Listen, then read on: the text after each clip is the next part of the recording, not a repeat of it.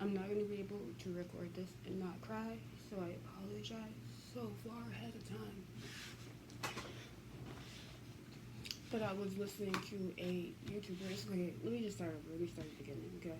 First of all, I think it's interesting because this YouTuber I'm talking about, I was listening to, she was saying how she doesn't like the word magic because she feels like magic has a unrealistic expectation to it, which she's right. But at the same time, I'd like really just got the shirt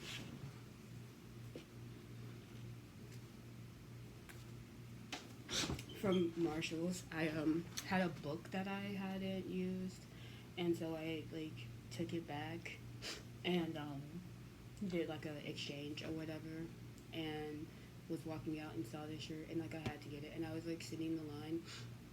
Oh, so God.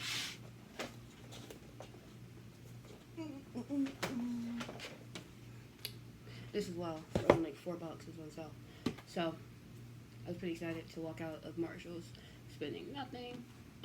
But I was in the line thinking about how like there was these two Hispanic ladies, three Hispanic ladies actually, two in front, one behind me, and I could tell they were all together. But like I was kind of like in the middle, like I guess the other ladies kind of got in the line behind me, and I don't know. I feel like sometimes when it comes to people who are Hispanic, and especially when they're native Spanish speakers, sometimes I can just feel like this awkwardness between us. I don't know if it's a black and Spanish thing. I don't know if other people of other races experience the same uncomfortability at times. I don't know if they're also experiencing uncomfortability. I don't fucking know. All I know is just like they kept trying to talk to each other, but then like looking at me like sometimes I felt like they're looking at me like I was, because it was a long line. Sometimes when they looked at me, it felt like they were looking at me like I was in the way, and sometimes they looked like they were looking at me to get permission to like talk. And I eventually was just like, oh, you can go ahead, to the lady behind me. She only had like two things in her hand anyway. She had like a green blouse and like white pants, and I was like, and that's gonna look fire on you.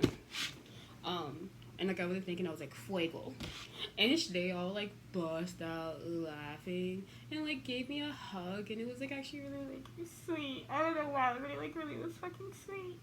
And then I was just thinking about the shirt I had, and I was like, kindness is magic, and I was just thinking about the fact that like to be honest with you, I'm not gonna say I don't like being kind, but I'm just saying that like sometimes I can be very pessimistic, very like bah humbug, like oh this shit sucks, because I'm kind of just like used to like shit sucking, to be honest with you. But like with my new job and everything, like being very positive is literally being very positive gets me a bonus, like literally. And not only that, like just the people I'm working with are very, they just, my second day of training, I was like really sick. For my fault, because I actually got really drunk. Accidentally. I had like 3-4 locos while talking to one of my old friends. And technically, I should have gotten kicked out of training, and I lost my job and everything. I was like piss poor sick of that. When I tell you I was like, throwing up every single second that day, like my brother had like completely take care of me. He got me ginger ale and everything. But like my trainer, she was like, no. She was like, you explained you need this job, and like I was gonna make sure when I talk to HR that I like advocated for you because I believe in you and that you're gonna be an amazing agent. And she was like, it's my first time I've ever done this for a trainee in my like 5 years of working here. She was like, but I believe in you. So I fought for you with HR and come back and get some rest, come back in a couple hours when there's a facilitator here, and then we're going to finish the training. As long as you come back within a couple hours, you're fine. And I don't know. It's just like kindness is magic. Like that's not like, I know it may sound cliche, it may sound corny, but it is. It really fucking is.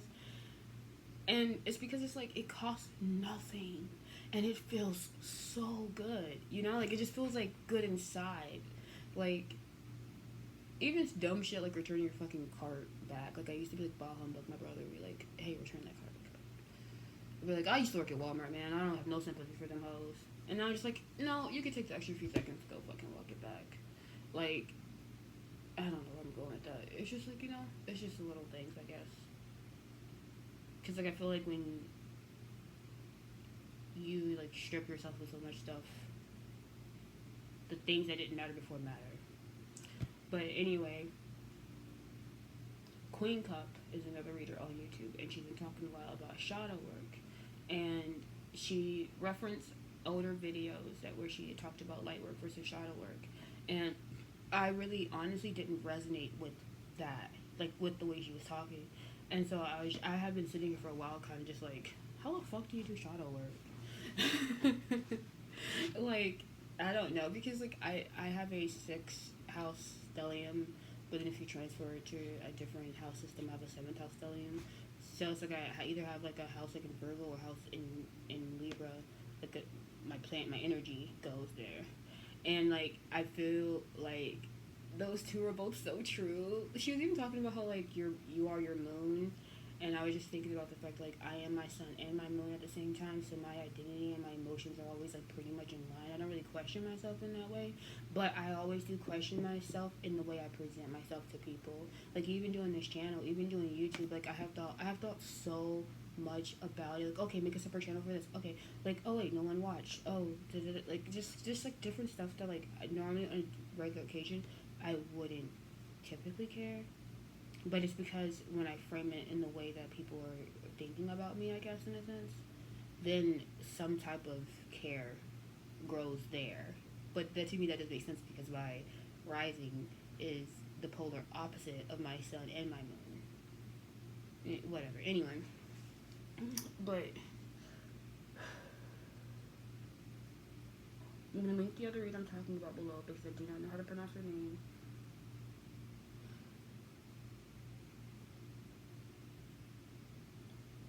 But she was talking, and I feel like she gave me the answer I need.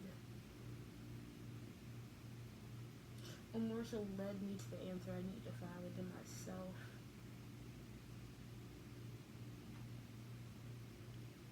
Coincidentally, I have every now and then, and talking to a therapist on the phone, Dawn, because my job also offers that benefit of free therapy 24/7, and abandonment issues is a big key word for me in life. I mean, it's just like, it's one of those things. And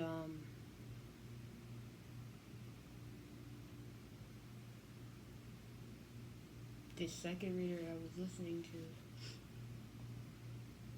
was talking about how her and her daughter were talking about the fact that people who are Buddhists, which my remaining grandma is Buddhist, one or two, it's like 3 of them, that's my step grandma, and then my grandma passed away recently, and then my grandma Audrey on my dad's side.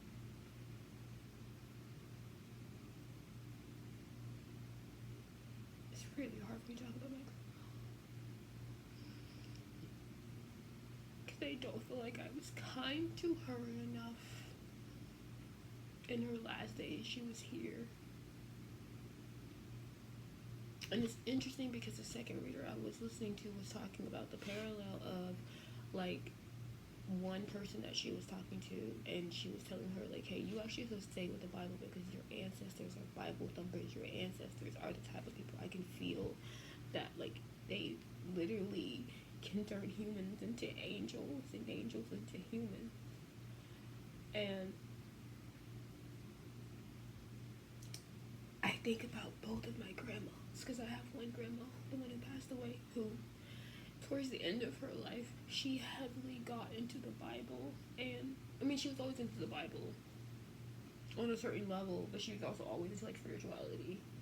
But like towards the end of her days, like she resonated more with the Bible, and I think it's because when my grandma was younger, she had a lot of negative, angry, and like she was that person. She's Scorpio, like she's that person, like she will hurt you back. But I could tell that it weighed on her as time went on, being that way, and so she pivoted towards Christianity, and I think that was transformational for her to be able to let go. And that's what the reader was basically talking about, was about like, that's why like you wanna work on yourself while you're still here, so that way when you transcend from this body, you transcend and not stay here. And I feel like that was my grandma's way. And then the other parallel, she was talking about how like people who are Buddhists probably transcend right away, like no hesitation.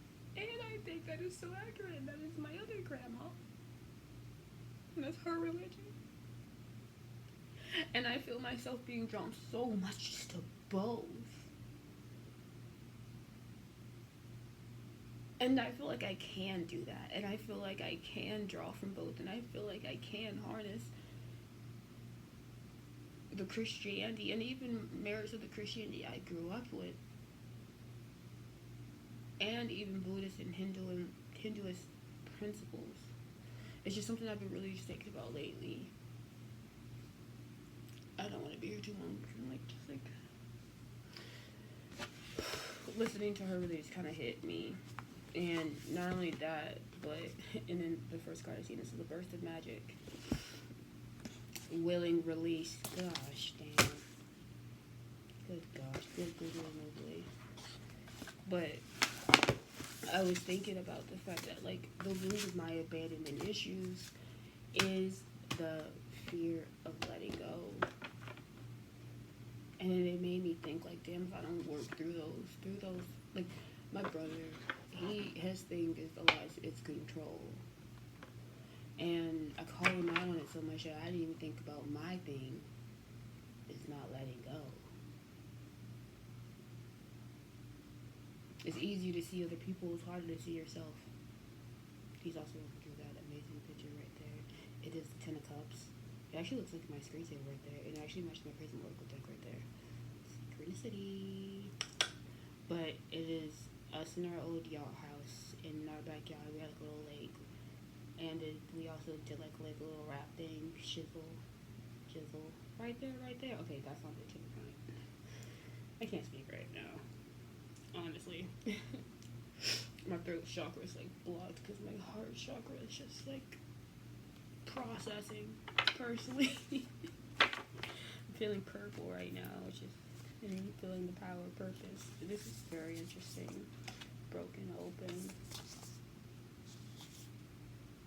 I actually what I really wanted to do was I actually wanted to trade the book I had from Marsha's, like, a astrology self-care book. I didn't really want it.